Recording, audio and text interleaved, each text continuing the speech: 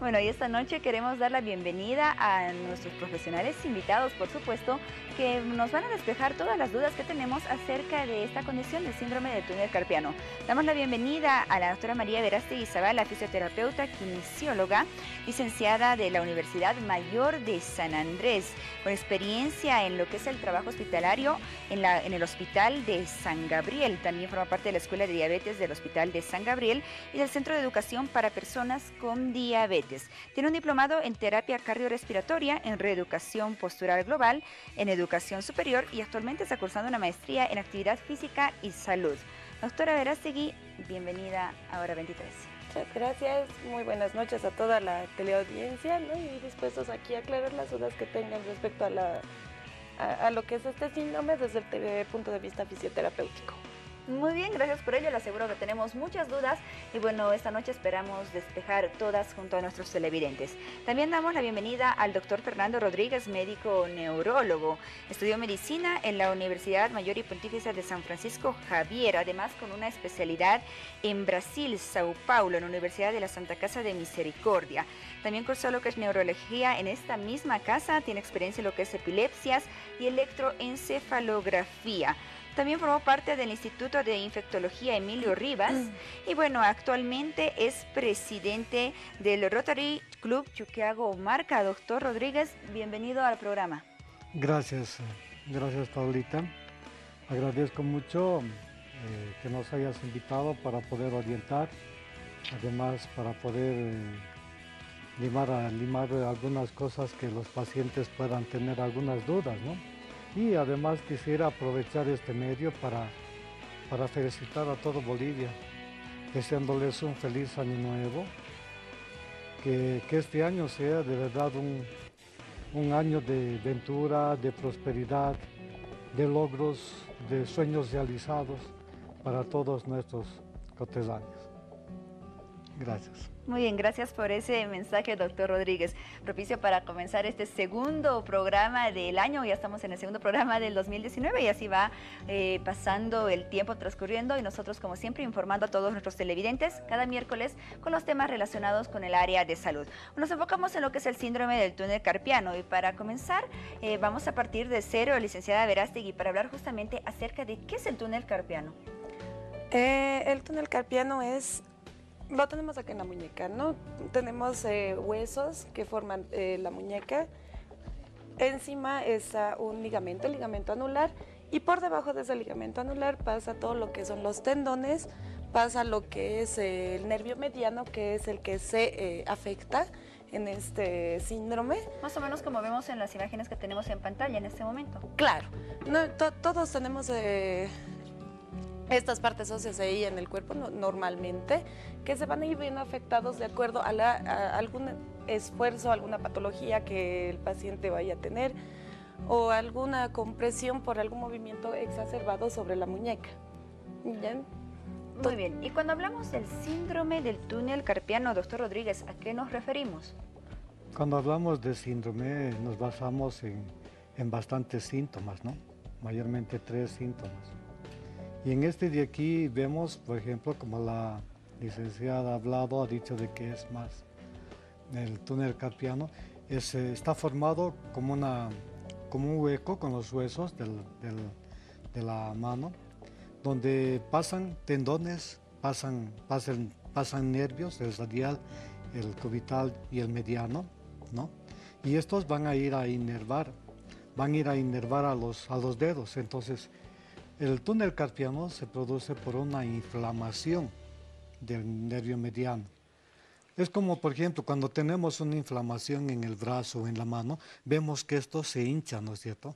Entonces, cuando hay una inflamación a nivel de este lado, el nervio mediano resulta estar comprimido.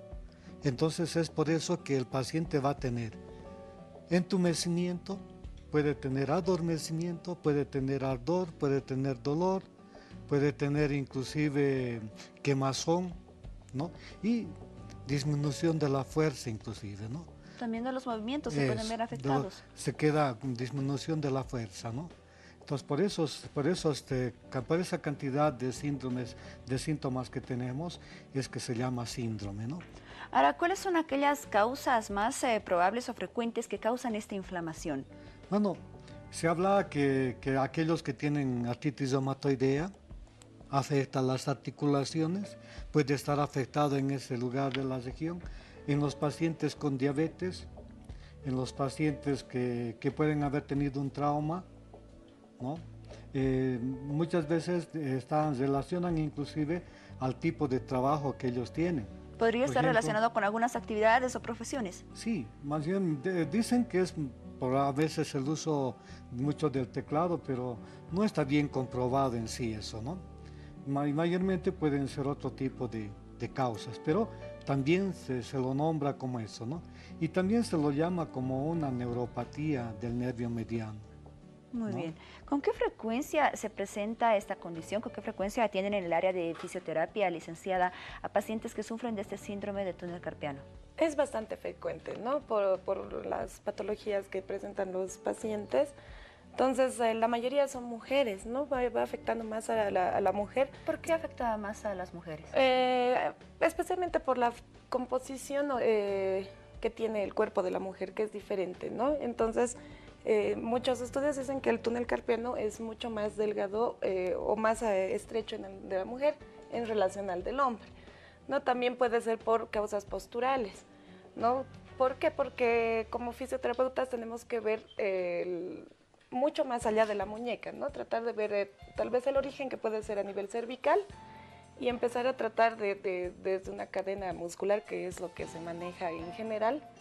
Y la postura puede ser una causa que vaya afectando a los nervios. ¿Por qué? Porque los nervios emergen de la columna cervical, entonces al estar con una musculatura tensa puede ir afectando y también ser alguna causa para tener un síndrome de túnel carpiano, ¿no? Entonces es bastante común, más ahora, ¿no? Por el uso mucho más excesivo de ciertos aparatos electrónicos que tenemos, ¿no? Y el exceso de trabajo y las patologías, diabetes, por ejemplo, que es mucho más común ahora, ¿no? Frecuente. Hay mucho más personas con diabetes detectadas aquí en Bolivia, entonces, como afecta a los nervios esta enfermedad específicamente, entonces sí tiene alguna relevancia en lo que es el síndrome del túnel carpiano. ¿Podría ser causado por estrés este síndrome? Depende, ¿no? Es que no tiene una causa muy común, no es algo que sea muy significativo y que definitoria para tener el síndrome.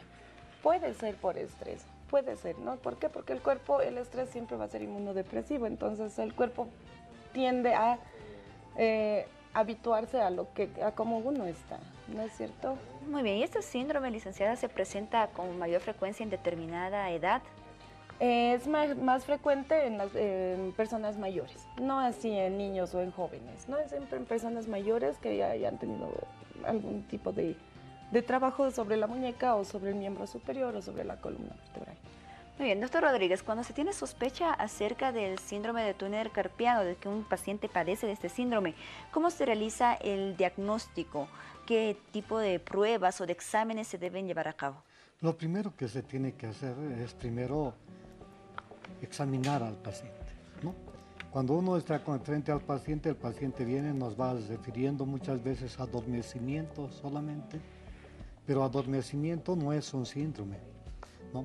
Cuando se le hace un examen, normalmente se le toca aquí y se le hace se le golpea, y si hay dolor, se puede decir que puede ser una causa. Ahora, normalmente cuando se le pone la mano de esta manera y hay dolor, son dos maniobras que se pueden hacer clínicamente al examinar, ¿no? Porque tranquilamente la tensión nerviosa no lleva, yo creo, pero los nervios cervicales van a los brazos, ¿no es cierto?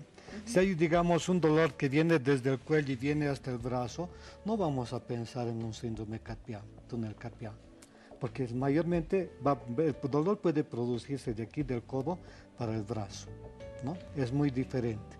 Muchas veces nos mandan los colegas como posible síndrome del túnel carpiano, Pero nosotros al hacer la historia clínica y al examinar, vemos que no hay ningún síntoma, no hay nada de síndrome del túnel carpiano.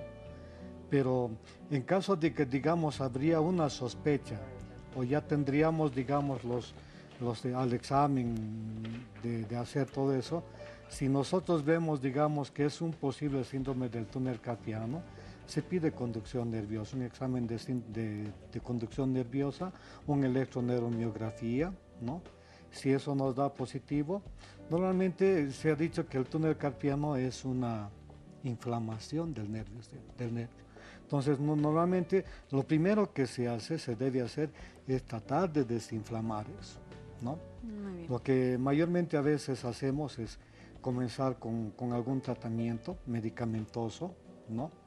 Si en caso, digamos, no respondiera al tratamiento medicamentoso, entonces ahí es donde podemos tal vez pedir una valoración con el neurocirujano, ¿no? O el traumatólogo que también hace este tipo de cirugías, donde ellos van a tener que un poquito abrir con un corte para que esto se vaya ensanchando. Pero si es una inflamación, primero hay que desinflamar la causa. Muy bien, y en unos minutos más vamos a profundizar acerca del tratamiento del síndrome del túnel carpiano. Usted nos manifestaba que hay algunos síntomas, algunos signos que orientan al médico a pensar en que el paciente padece de este síndrome del túnel carpiano. ¿Con qué otras enfermedades se podría confundir o con qué otras enfermedades tiene síntomas y signos similares lo que es este síndrome? En sí, enfermedades similares al túnel carpiano que presenten signos o síntomas en común. Por ejemplo, tenemos el síndrome de la mano caída, pero no hay dolor, ¿no? Entonces, son diferentes. Puede haber, digamos, otro síndrome bueno, en este se ve la maniobra del gatillo, ¿no es cierto? Pero no siempre tampoco es característico o patognomónico de esta enfermedad, ¿no? Mayormente son los síntomas que nos dicen.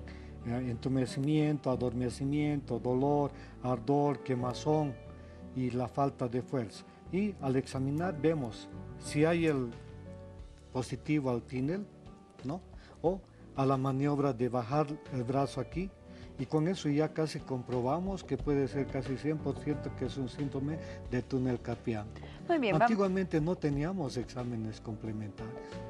Bueno, ahora y el diagnóstico se hacía mayormente clínicamente, basándose, ¿no?, en los signos y en los síntomas. Clínica, ¿no? Y eso es lo único que se puede hacer más bien. Y si es que tenemos, por ejemplo, yo trabajo en la Caja Nacional y sé que allí tenemos los exámenes esos. Si es que, digamos, yo veo que es un túnel carpiano que está comenzando o ya ha comenzado, o es un túnel carpiano, puedo pedir ese examen, ¿no?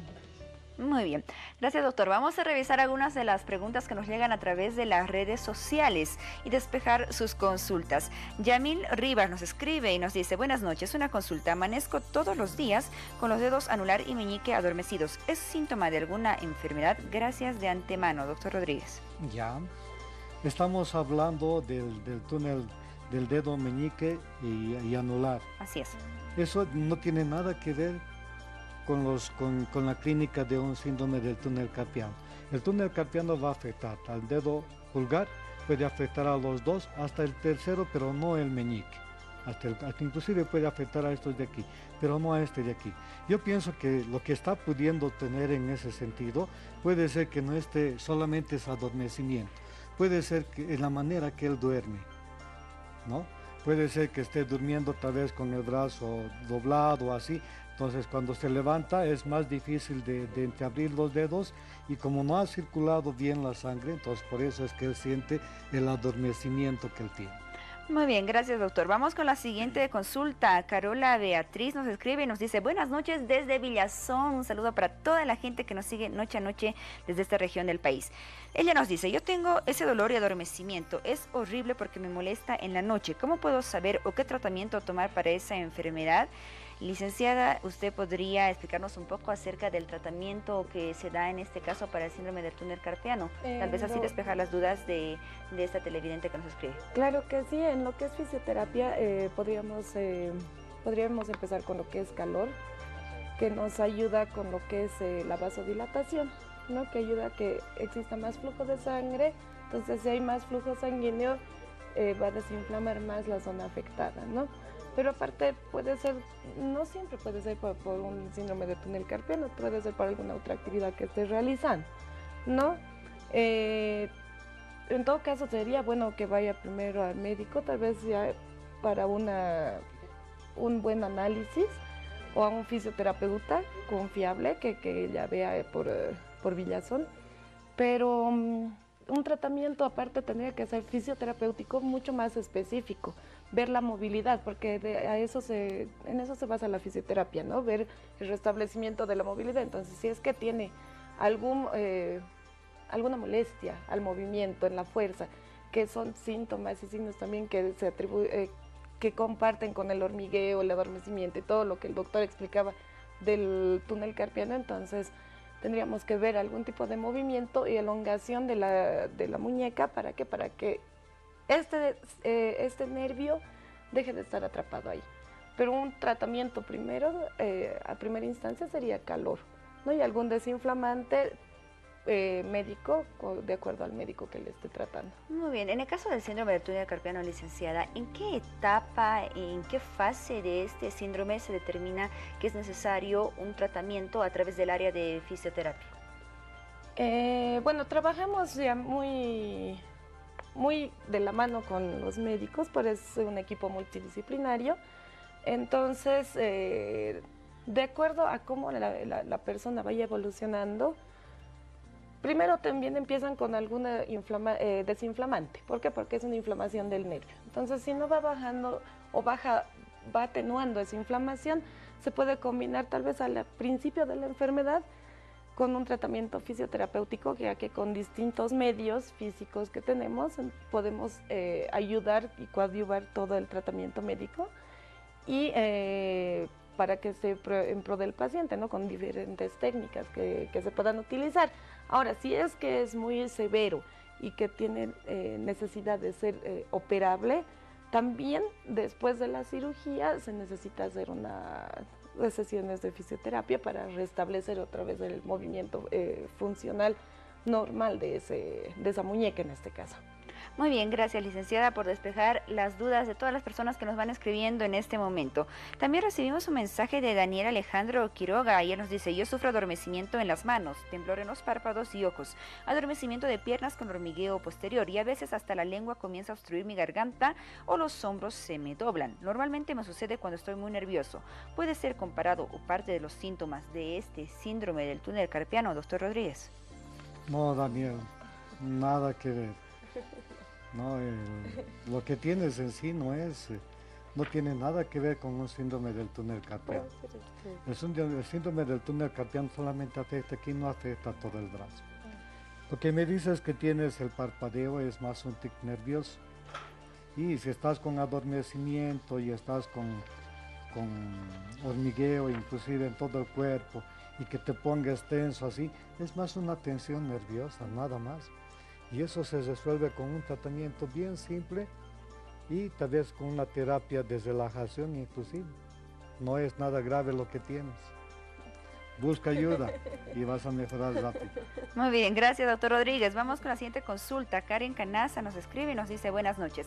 Varias veces se me ha entumecido la mano con temblor en los dedos. Casi todas las veces me pasa en las dos manos. ¿Podría ser causa de esta enfermedad o causa por el hipertiroidismo? Gracias, doctor Rodríguez. No es síndrome del túnel carpiano. Puede ser una causa del hipertiroidismo, ¿no? O hipotiroidismo también. Aunque es una de las enfermedades prácticamente también que causa un síndrome del túnel carpiano, pero no hay temblor en un síndrome del túnel carpiano, ¿no? Entonces yo pienso que más bien puede ser tal vez un temblor nervioso. Habría que ver el tipo de temblor que tienes, la edad que tú tienes también para saber, porque puede ser un parkinsonismo dependiendo qué medicamentos estés tomando, ¿no? Porque hay medicamentos que te pueden dar un temblor parkinsoniano y no tener la enfermedad de Parkinson. ¿no? Muy bien, gracias doctor. Vamos con la siguiente consulta para la licenciada Verástegui, que nos acompaña esta noche. Nos escribe Feliz Gladelvi Rojas. Buenas noches, ¿es lo mismo la tendinitis de muñeca hasta codo? ¿Es cierto que el plasma y ozono ayuda? Gracias. Ayudan en cierta forma, ¿no? Porque se realiza un proceso químico para poder realizar, para que el plasma quede fuera de lo que son los componentes que tiene la sangre, entonces para poder poner en el cuerpo otra vez, y ayuda. Pero tendríamos que ver si es que tiene un síndrome de túnel carpiano para ver un tratamiento específico para eso. En este caso, la plasmaferesis no sería una buena opción. Sería, como les decía, calor, hidroterapia, ultrasonido, tal vez movimientos activos con neurodinamia, entonces de elongación. Eso sí nos va a ayudar, hablando específicamente del tema, ¿no? Lo que es el plasma me va a ayudar, pero para tal vez otros tratamientos de alguna otra patología. ¿Es necesario que un paciente con síndrome de túnel carpiano requiera de sesiones de fisioterapia por el resto de su vida o es solamente por un determinado tiempo? Es por un determinado tiempo, ¿no? Ahí es donde nosotros ponemos todo lo que los conocimientos que adquirimos para, según técnicas, para poder restablecer al paciente. Entonces es un determinado tiempo donde el paciente tiene que volver a restablecer el movimiento funcional a ese segmento lesionado para que pueda realizar sus actividades diarias de por vida, ¿no? Ahora, que él pueda o quiera volver y quiera retomar algún tipo de sesión en prevención a que ya no vuelva a lesionarse o que ya no vuelva a pasar por ese dolor, porque el síndrome del túnel carpiano es un dolor insoportable que sienten las personas a este nivel. Entonces no pueden ni agarrar, a veces no pueden ni agarrar hojas, no pueden cambiar con el control, no pueden ni manejar, ¿no? Por darles ejemplos básicos de funcionalidad. Entonces, si quieren prevenir, porque ya han pasado por ese cuadro, entonces pueden realizar algún tipo de fisioterapia, pero siempre va a ser por sesiones determinadas, ¿no? De acuerdo, como les decía, o al fisioterapeuta o en conjunto al equipo multidisciplinario que lo ha atendido al paciente. ¿Con qué frecuencia se da esos casos en que los pacientes vuelven después de un tratamiento de fisioterapia o probablemente incluso después de tratamiento quirúrgico debido a que existe alguna recidiva de este síndrome? Es que es muy variable eso, ¿no? Hay personas pacientes de que salen de alguna cirugía, hacen sesiones y evolucionan muy bien. No, hay otras personas que les cuesta un poquito y hay otras personas que son un poco más aprensivas y que quieren retomar, qué sé yo, 3 veces al año, por dar una cifra, ¿no? Depende de cada persona. A lo que me enfocaba, licenciada, es después de que se haya curado este síndrome, ¿con frecuencia puede retornar esta condición? ¿Puede volver a afectar al paciente el síndrome?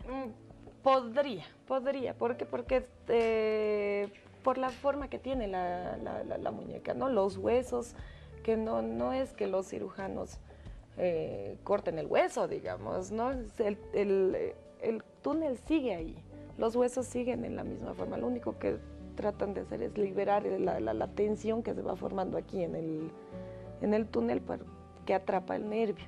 Entonces podría en algún momento, por eso es que se ven ciertas medidas de prevención para que ya no vuelva a suceder eso. Muy bien, doctor Rodríguez, ahora sí profundizamos acerca del tratamiento del síndrome de túnel carpiano. Podría ser importante que usted nos explique algunas fases de este síndrome, en qué caso se considera que se encuentra una fase severa, moderada o leve y cuál es el tratamiento de acuerdo a cada etapa. Cuando un paciente está comenzando con un síndrome de túnel carpiano y va a comenzar a tener el entumecimiento, el adormecimiento, inclusive el dolor, el ardor y el quemazón, se tiene que tratar con tratamientos antiinflamatorios y también se está utilizando en muchos estudios que han dado que se está utilizando y se está controlando muchas veces y no se llega inclusive ni a la cirugía, se está utilizando la pregabalina y la gabapentina para el dolor. porque el paciente no viene tanto ni por el entumecimiento ni por el adormecimiento que tiene, él viene más por el dolor y por la falta de fuerza que él tiene. Entonces, si nosotros controlamos eso, podemos dar un vasodilatador que siempre se puede utilizar, el nimodipina o el Lisigor. Puede ser la gabapentina, la pregabalina, los antidepresivos, tricíclico cosmolamitriptilina, el diclofenaco, la fluoxetina, y dependiendo del paciente, ¿no? Eso depende más del paciente, porque hay pacientes que cumplen su tratamiento y hay pacientes que no cumplen con su tratamiento, que ellos quieren tomar un medicamento y estar como nuevos al día siguiente y no mejoran, entonces vienen a los 2-3 días que no mejoró todavía y tienen que tener un poco de paciencia porque el tratamiento tiene que ser ir quitando el dolor gradativamente, no es de un día para otro, ¿no? Ahora, en casos de que digamos el tratamiento que se inicia con estos medicamentos no mejora, entonces se tendría que derivar ya sea al traumatólogo o al neurocirujano. Nosotros mayormente derivamos al neurocirujano en la Caja Nacional. Ellos son los encargados de hacer o no. Ellos inclusive intentan nuevamente continuar con la terapia médica de medicamentos y después cuando no hay resultado de que mejoren siempre, entonces hacen la cirugía, ¿no? A veces se puede inclusive inmovilizar la mano, pero la mayoría de las veces vienen personas que están trabajando y que no quieren dejar de trabajar porque muchas veces están con contrato. Y si ellos no hacen su trabajo, entonces pueden despedir. Entonces mayormente ellos buscan ayuda no queriendo hacer la cirugía. Entonces ellos vienen, comienzan a hacer el tratamiento y pues van mejorando, ¿no? Y al último, como van mejorando, entonces siguen su tratamiento, seguimos, y al último, cuando ya se ha mejorado, ya se ha desinflamado, no ha sido un cuadro tan grave como para hacer la cirugía, entonces se va haciendo el destete del medicamento y van mejorando. Y se les dice que tienen que ir cuidándose un poquito, ¿no? Porque muchas veces el nervio se puede inflamar también por el frío, como el nervio ciático.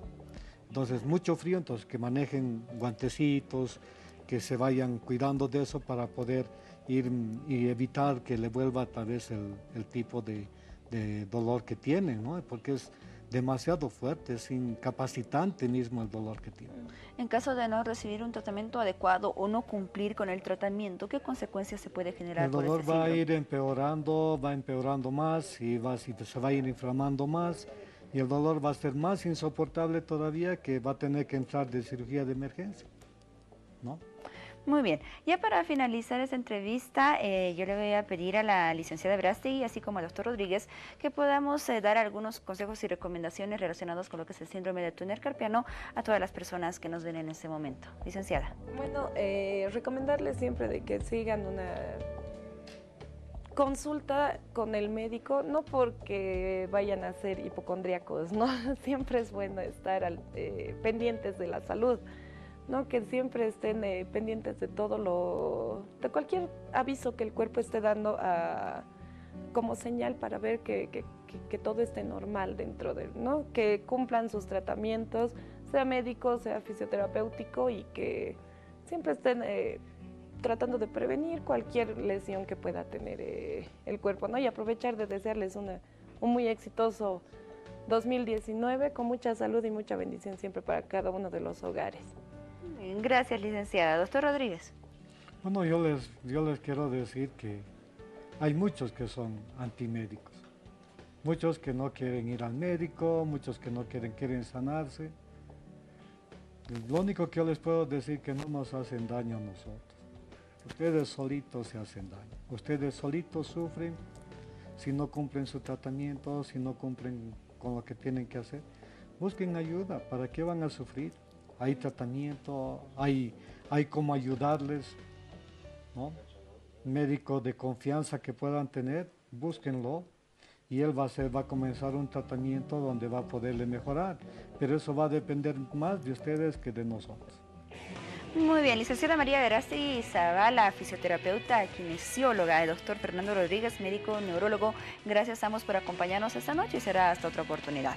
Muchas gracias. Gracias, Paulita, y al canal también por la cobertura que nos dan y por la oportunidad de poder orientar y y ayudar a la gente, ¿no? Porque no todo el mundo sabe de las enfermedades y muchas veces ellos pueden pensar que es una cosa simple y que, sin embargo, empeorando puede llegar a una cosa más grave, ¿no? Así es, orientar, prevenir, ayudar Es. es nuestro objetivo, sin duda.